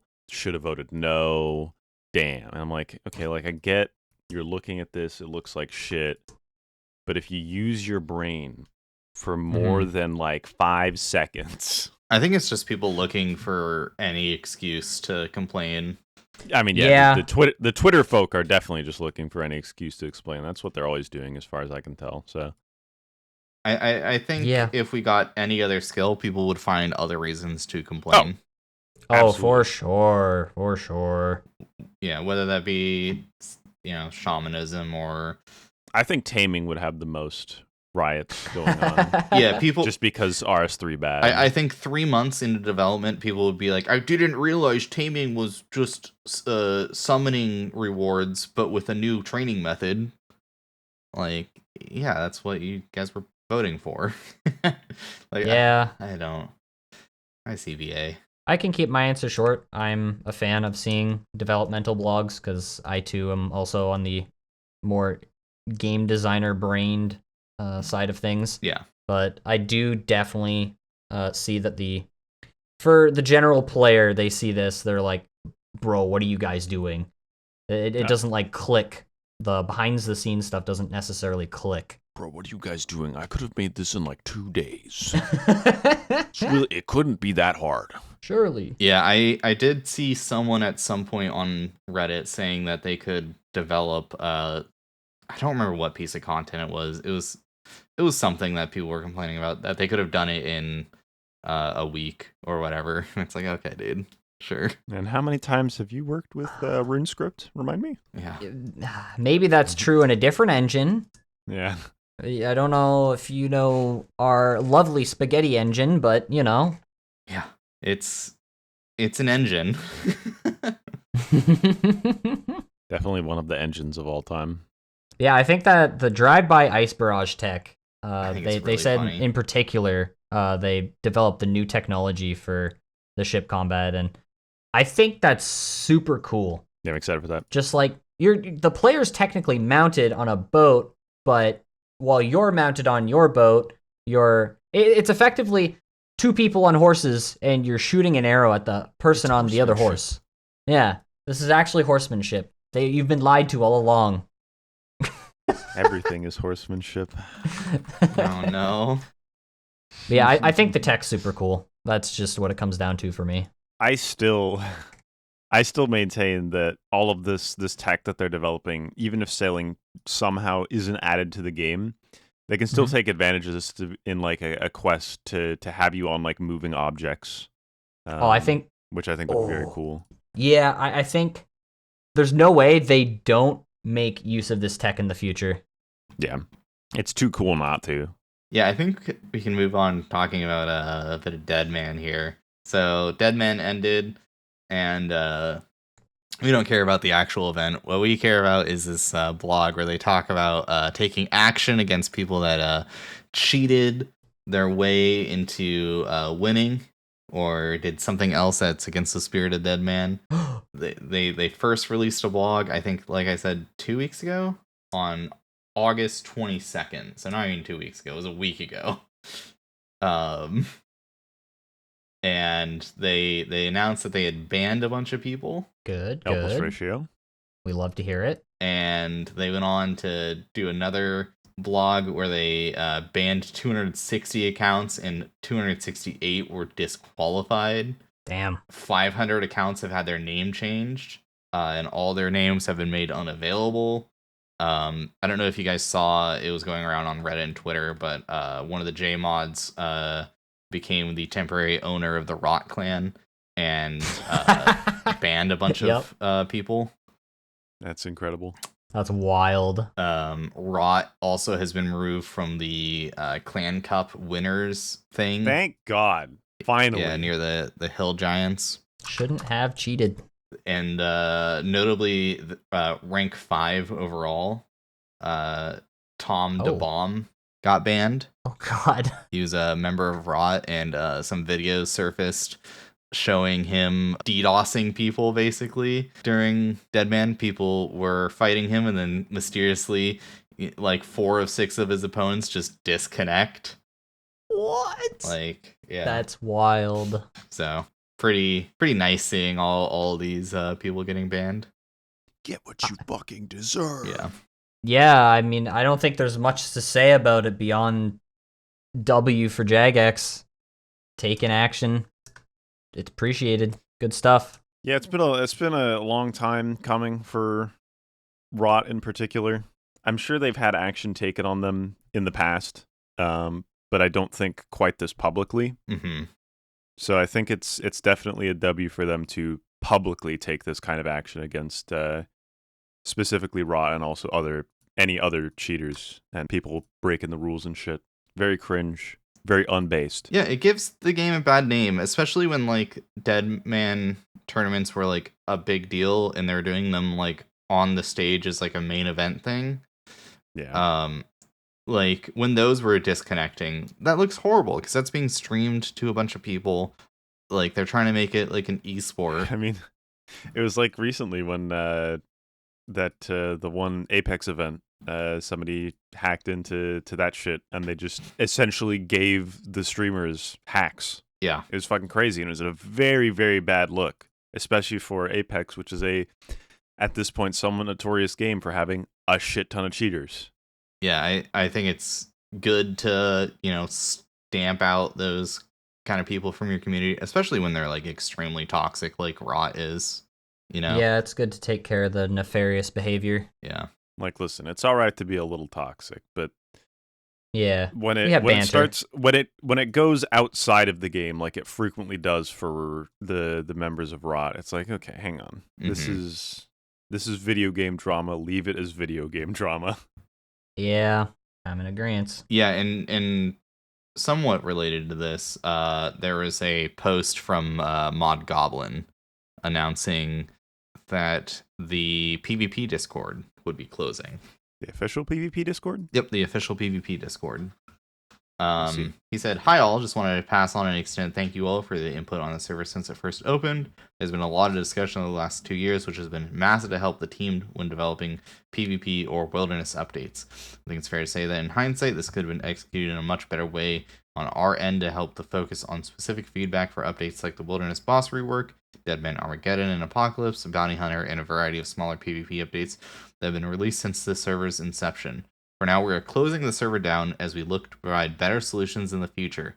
It's more than likely that we will open a new space in the official old school Discord server to facilitate PvP related discussion, similar to how we have here.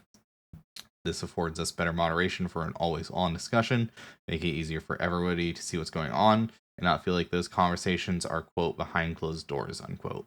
It should make it easier for us to gather up popular suggestions for us to iterate on even when we've got other time commitments. Thanks again." And so, yeah, the big complaint I've been seeing is like the PvP Discord was a closed off area where like only certain members of the community were allowed in to give their feedback, which for like some people that like people that might not be actively being like doing PvP but are interested in getting into it, like maybe they have a specific reason they don't do PvP, and it could be beneficial for Jagex to hear that reason why. So I think this is probably a good move. Curious what you guys think. Well, one, I think it's good that they're looking to provide a better solution in the future for it.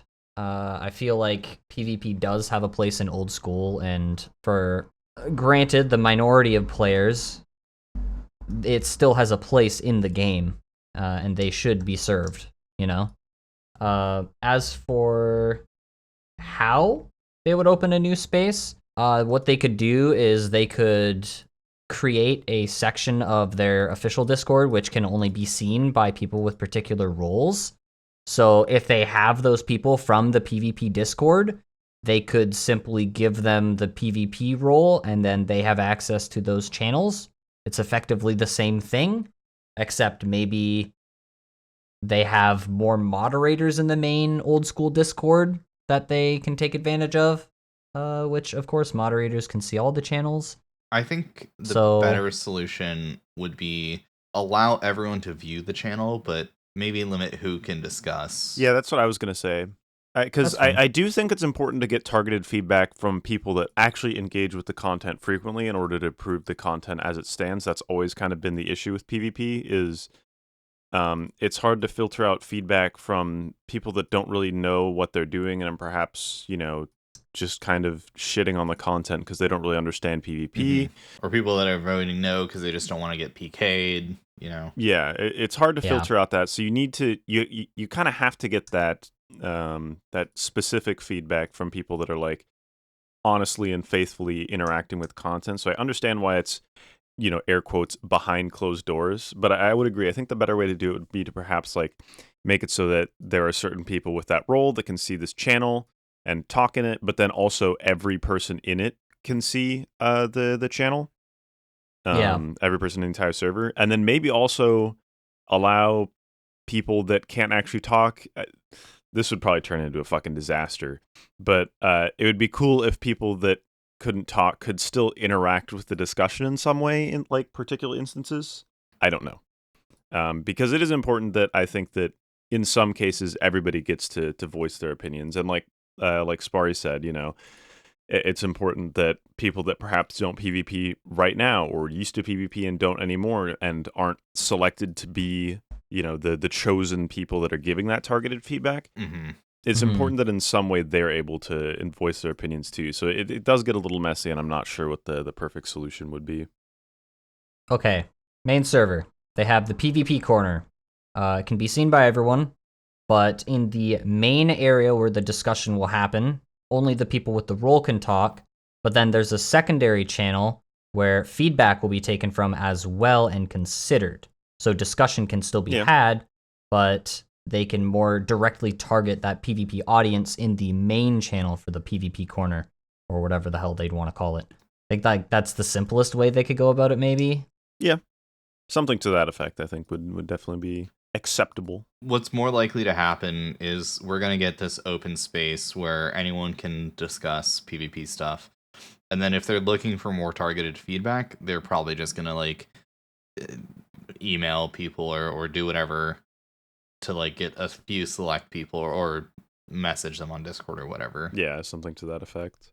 I don't think that will result in good feedback for PvP as a whole. It's possible. Yeah, because like if Reddit or Twitter is giving all the feedback, I think PvP would probably be in a really bad space.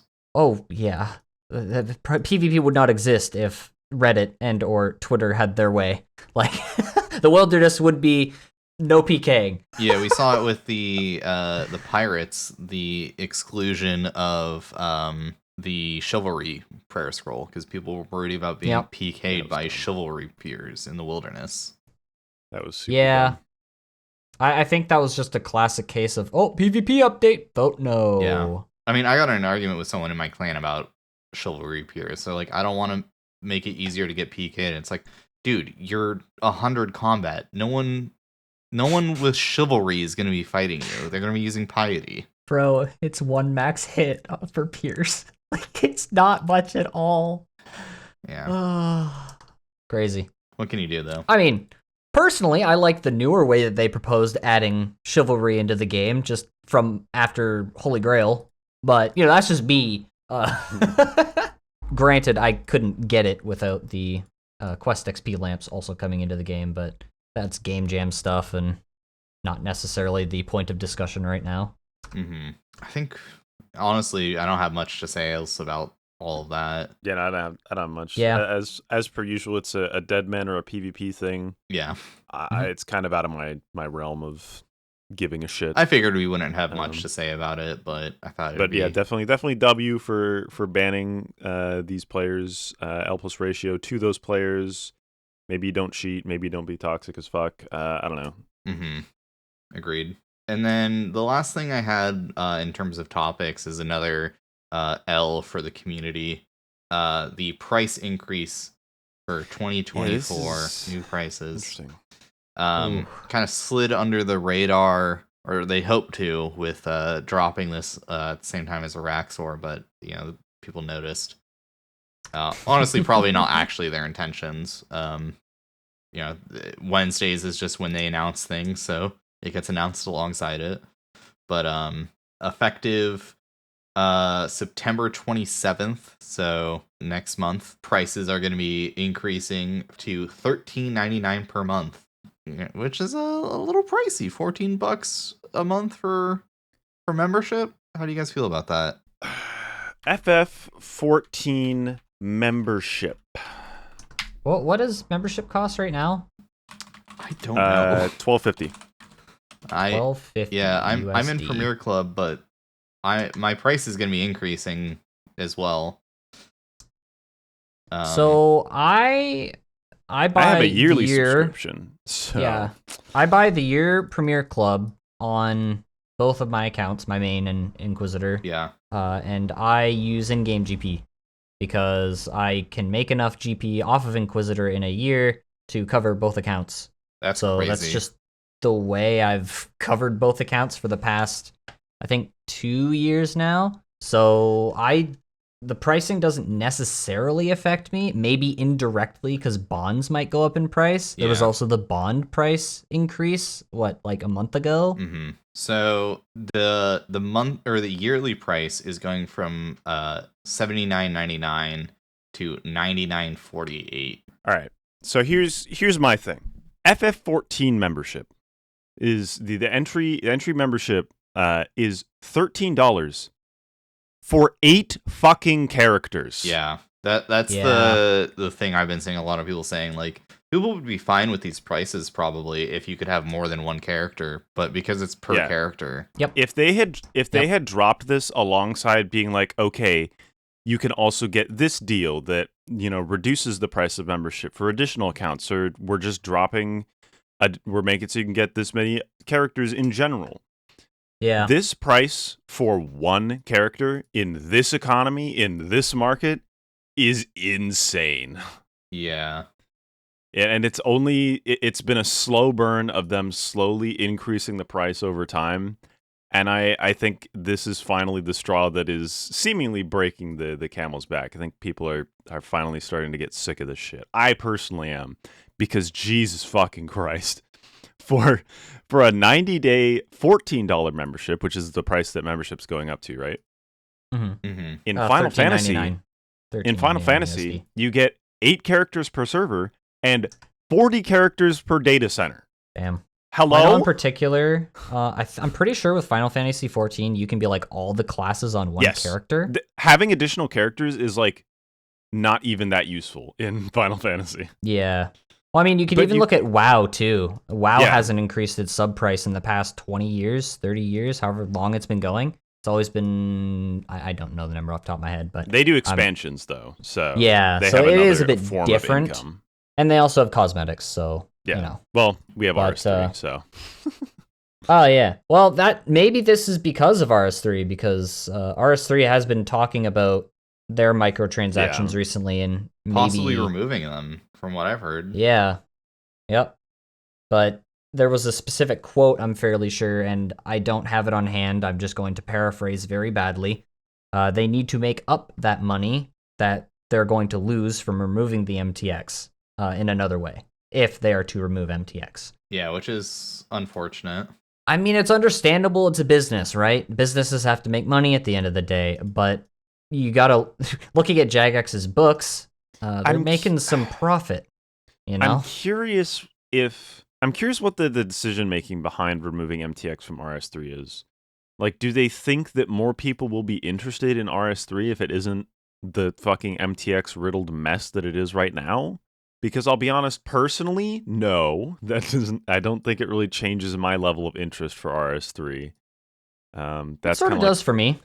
RS3 is like a said and done thing for me personally, but it's kind of something where it's like, okay, I played most of this game, not even most of it at this point. There's a lot of new stuff, but I used to play this version of the game, and I got tired of it. It's not really for me. So I Yeah. don't know that going back to it would really garner any more interest for me.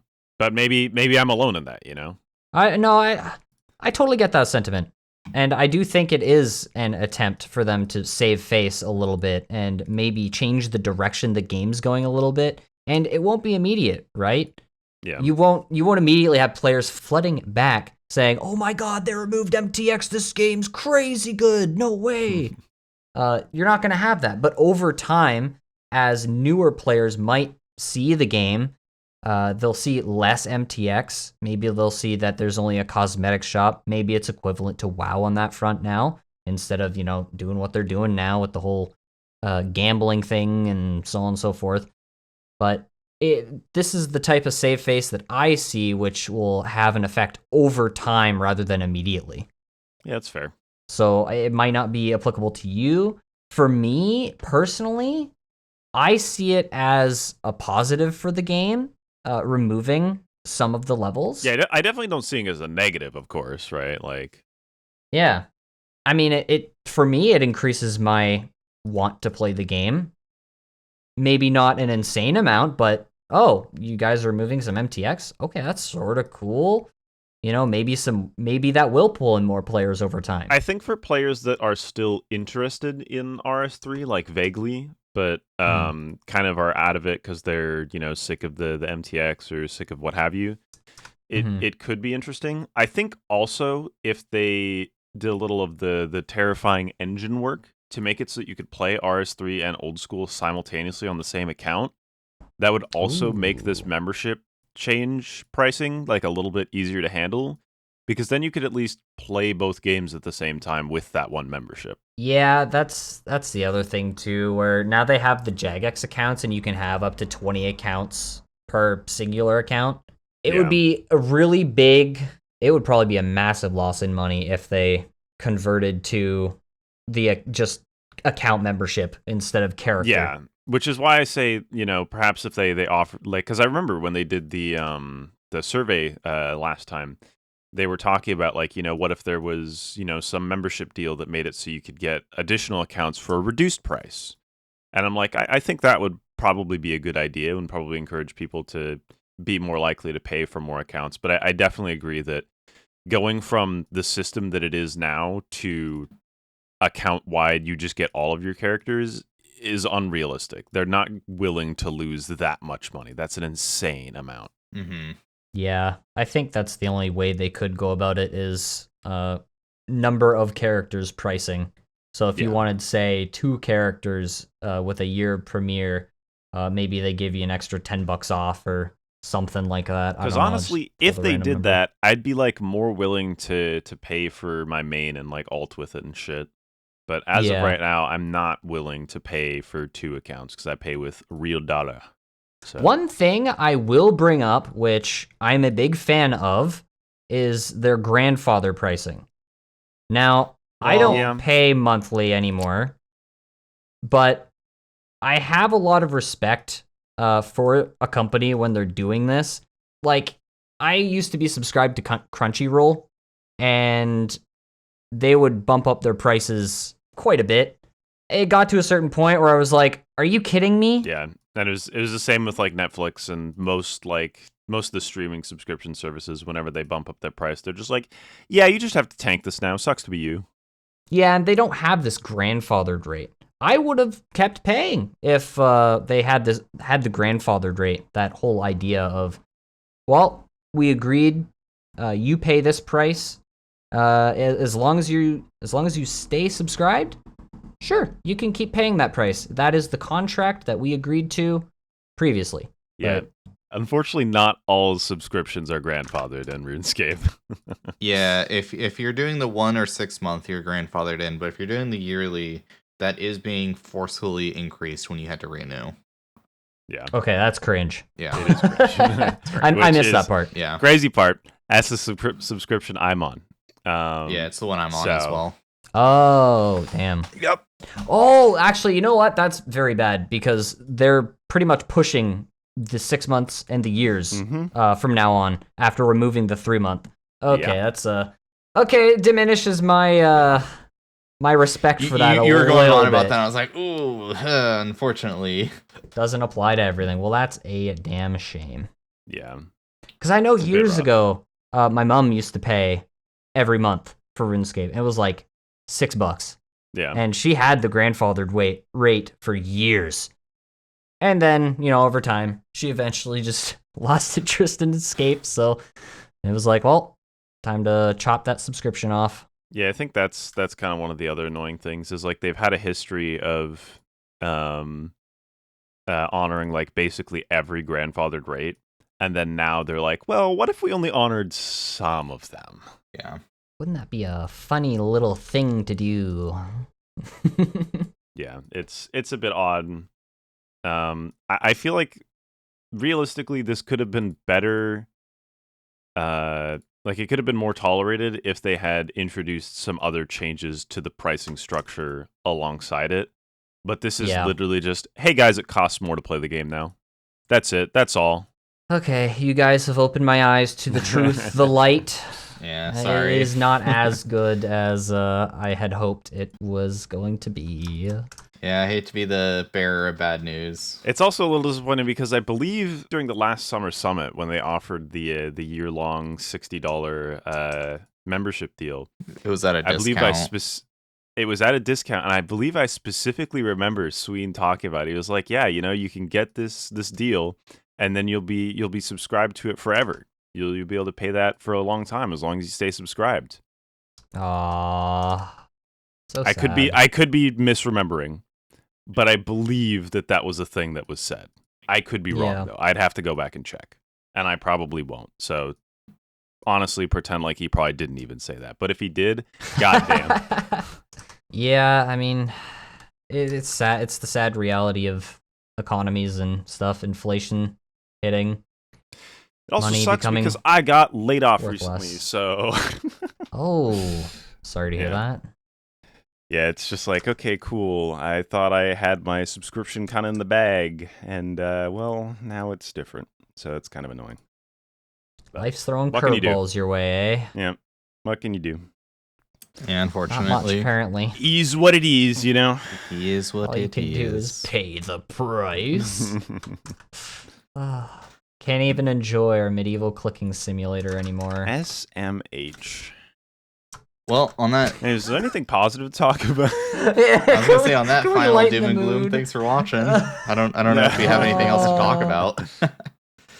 Yeah, wow. I mean, I'm looking forward to like the content that they do have announced. I think Varlamore Part 2 is gonna be pretty sick. The sailing stuff is sick. I'm just excited for fucking Varlamore Part 2 to finally goddamn come out so I can participate in the Herblore skill again. True. Yeah, I think I'm excited Araxor for is really something I fun can as do. well. Yeah, Raxar looks fun. Hopefully I can pick up a task for that soon. Like the content that comes into the game is still good. Yeah. Yeah, Of course. And so like I understand why the subscription service needs to go up. As long as the employees keep still getting paid correctly, I'm okay with paying a bit more, but I don't know if that's actually happening. I have no idea what the pay rate of Jagex employees looks like. Yeah, which is always a little frustrating, honestly. It's like, okay, the prices are going up for this. Are the prices for the employees also being adjusted for inflation, or is this just being put into Mr. Moneybag's vault? Mhm. Like, Yeah. it's impossible to know because, like, I understand, like, oh, it's you got to keep wages under wraps or whatever. Actually, I don't understand that. I'm gonna be honest. I think it's dumb. Yeah. I think I heard. Now I could be wrong. I think it was through Matt K. I was watching one of his streams once, and he said that the pay rate at Jagex was fair.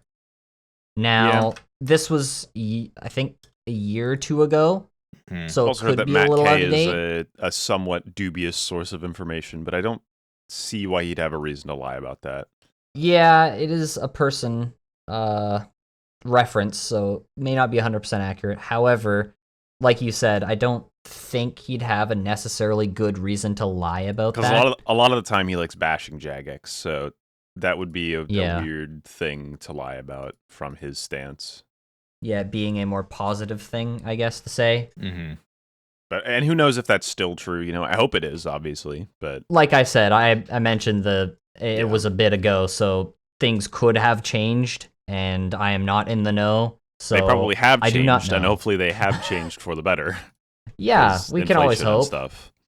Yeah, cost of living, woo, adult stuff. Yeah, woo! Love it. Hell yeah. Yeah. Well, thanks for joining us. Yeah, let's just be done. Yeah. At least chatting with you guys today has been fun. Yeah, it's been a great time. Yeah, I appreciate you hopping on with us. I was just Thanks like, for- man, thanks for I want to coming back. have a guest on for this week, just to like chat. I was like, who do I get on? I was like, Sam would be fun. It was a good time. It was fun.